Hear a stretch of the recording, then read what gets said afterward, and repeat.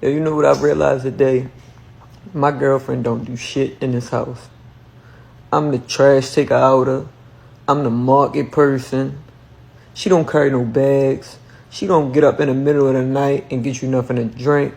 All she do is run that mouth and find movies on Netflix.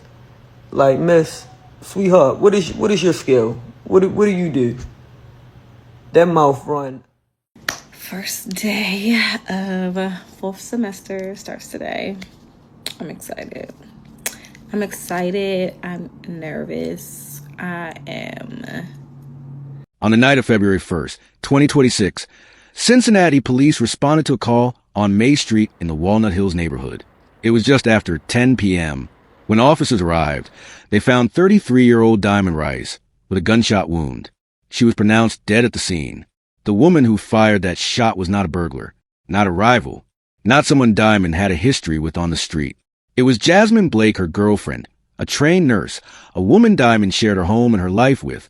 Blake told police she acted in self-defense, claiming Diamond had been the aggressor. But as investigators began pulling the case apart, what they found did not match that story. Now, before we get into the evidence and what the investigation revealed, you need to understand who Diamond Rice actually was, because her story does not begin on the night she died. It begins years earlier, in a place most people never come back from. Diamond grew up with a troubled past. She had run-ins with the law. She served time behind bars. For a lot of people, that story ends there. Another statistic, another young person swallowed up by a broken system. But Diamond refused to let that be her ending. She turned her life around through education and purpose. She found her way to YAP Hamilton County, the youth advocate programs, where she eventually became assistant director. She's very kind. She's always, trying to do for other people before herself. She was real intelligent. This is how Scott Rice is remembering his daughter, Diamond. He says she had been on the wrong side of the law at one point, but changed her life around. And one way was by getting involved with youth advocate programs in Baltimore. And so she started working part-time for YAP in Baltimore. And then it became full-time. Scott says she later transferred to the location in Hamilton County and worked her way into the role of assistant director. A lot of the kids they can't get to, she can. So she was good. She was good for that. She wasn't too old. Her job was to work with at-risk teenagers, young people in crisis, kids that the system had already written off. And she was extraordinary at it. Not because she had a degree on a wall, though she had worked hard for that too, but because she had lived it. She knew what those kids were carrying, because she had carried it herself. Her father, Scott Rice, spoke about her in the days after her death. He said she reached young people that nobody else could reach. That was not an exaggeration. It was a fact that her colleagues and the families of the teens she worked with understood completely. On social media, Diamond and Jasmine looked like a couple in love. Vacations, shared moments, a relationship that appeared solid from the outside. But Diamond had also begun posting about frustrations, complaint about unequal household responsibilities. Yeah, you know what I've realized today? My girlfriend don't do shit in this house. I'm the trash taker outer. I'm the market person. She don't carry no bags. She don't get up in the middle of the night and get you nothing to drink. All she do is run that mouth and find movies on Netflix. Like, miss, sweetheart, what is your skill? What do you do? That mouth run. Hints at tensions in the relationship and signs that she may have been considering walking away. Those posts are now being looked at very differently in light of what happened on February 1st. What led to that fatal argument on May Street? What did investigators find that directly contradicted Blake's self-defense claim? And what does this case say about the dangers hiding behind a relationship that looks fine to the rest of the world? Stay with us, because we're going to go through all of it. We want to know where you stand. Based on everything you've seen and heard so far, does Jasmine Blake's self-defense claim hold up to you, or does the evidence point somewhere else entirely? Tell us in the comments. And if you are not subscribed to True Crime Tower yet, hit that subscribe button right now so you never miss a case like this one. A woman is dead and another woman is behind bars charged with her murder. Police say when they arrived last Sunday night at May Street near Burbank and Walnut Hills, they found 33-year-old Diamond Rice suffering from a gunshot wound. She died at the scene. Court records state the shooting happened after an argument. Local 12's Chris Arnold spoke with Diamond Rice's dad, who talked about his daughter's legacy. Chris. Well, yeah, Dwayne, Diamond Rice is originally from Baltimore, and her dad, Scott, says she moved here about a year ago with her girlfriend, Jasmine Blake. Now, Blake made her first court appearance on Tuesday after she was arrested and charged with murder in Rice's death. She's very kind. She's always, trying to do for other people before herself. She was real intelligent. This is how Scott Rice is remembering his daughter, Diamond. He says she had been on the wrong side of the law at one point, but changed her life around. And one way was by getting involved with youth advocate programs in Baltimore. And so she started working part-time for YAP in Baltimore. And then it became full-time. Scott says she later transferred to the location in Hamilton County and worked her way into the role of assistant director. A lot of the kids they can't get to, she can. So she was good. She was good for that. She wasn't too old. He says he spoke with his daughter around 8:30 last Sunday night. They had talked about a disagreement she had with the woman she was dating, Blake. At 2:30 the next morning, he got a knock on the door from police. He started being a little nervous, right? I said, is it something bad? He said, yeah. He said Diamond was killed last night.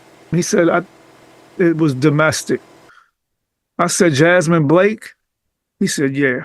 Honestly, I tried to reach out to Jasmine's mother because I know them. And I didn't get a response, but I just want answers. The Rice family has received plenty of support in the days that followed. Scott says about 100 people braved the cold Saturday night to pay their respects and honor Diamond's life at a vigil held in Baltimore. Through the support comes a void left in Scott's heart. It's going to start to really, really sink in that I ain't never going to talk to her no more. That I won't be able to tell her how proud I am of her.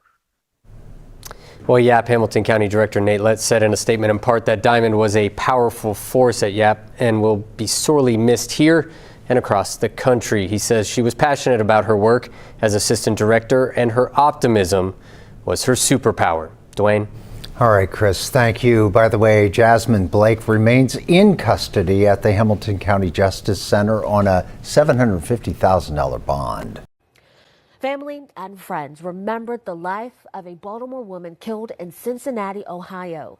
Cincinnati authorities say 33-year-old Diamond Rice died after a woman shot her Sunday night.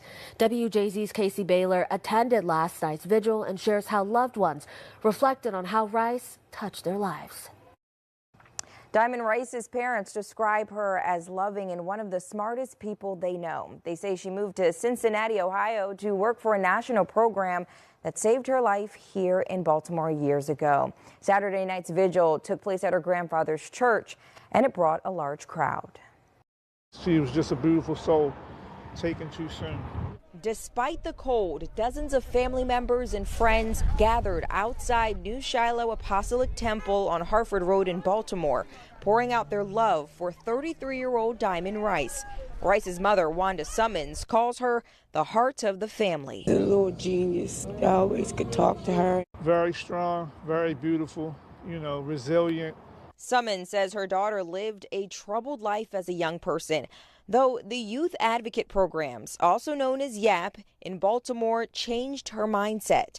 Her parents say she moved to Cincinnati, Ohio, where she served as the assistant director for Hamilton County, Ohio's youth advocate programs. Who wouldn't be proud of somebody who do that, who want to help somebody else, when she the one know how to help them? Her father, Scotty B., says he spoke to Rice Sunday before she died about a disagreement Rice had with the woman she dated.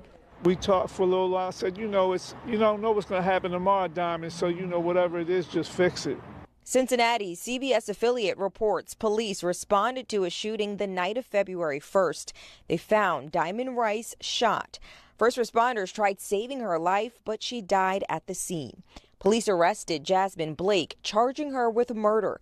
Court records say Blake shot Rice during an argument. Honestly, I tried to reach out to Jasmine's mother because I know them. And I didn't get a response, but I just want answers from Jasmine on why did you do this to my daughter. As family surrounds Rice's parents with support, they're reminded of her heart and how she created an impact across state lines. She was everybody's sunshine, basically, in a cloudy day. I'm going to miss her a lot. Online records show Jasmine Blake appeared in court Monday. Her bond was set at $750,000. Back to you. So here is where this case stands today. Jasmine Blake, 31 years old, a nurse actively pursuing nurse anesthetist training at the time of Diamond's death, has been charged with murder. She was arrested after investigators found that the evidence, the 911 calls, witness accounts, and the physical findings at the scene directly contradicted her claim that she fired in self-defense. Her initial bond was set at $750,000. That bond was later reduced, and reports confirmed she was subsequently released. As of early 2026, no trial date has been scheduled. The investigation remains active, and the legal process is still moving forward. The self-defense argument is going to be at the center of this entire case. Under Ohio law, a person claiming self-defense must show that they genuinely believe they were in immediate danger of being killed or seriously harmed, and that the force they used was necessary to stop that threat. What investigators are saying is that the evidence they collected does not support that belief, and that is a significant legal problem for Jasmine Blake. But step back from the legal framework for a moment and look at the full picture of what was lost on May Street. Diamond Rice was 33 years old. She had not had an easy life. She had been in trouble. She had done time, and she had chosen to fight her way out of that chapter. She built a career around the very young people who reminded her of herself. She became the person she had needed when she was struggling. The teenagers she mentored at YAP Hamilton County did not just lose a program coordinator. They lost someone who had been exactly where they were and had found a way forward. That kind of mentor is irreplaceable. You cannot replace lived experience with good intentions. And then there are the social media posts, the ones Diamond herself wrote. The frustrations about household responsibilities. The tension she was feeling in her relationship.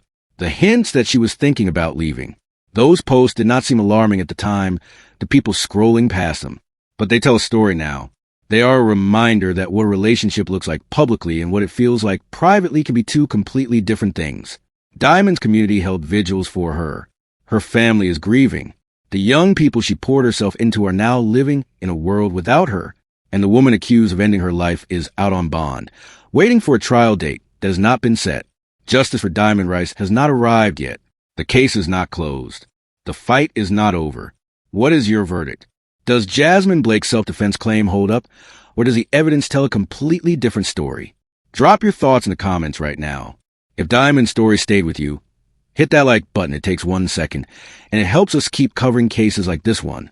Subscribe to True Crime Tower if you haven't already, and share this video so that more people know Diamond Rice's name. Every victim deserves to have their story told. We'll see you on the next case.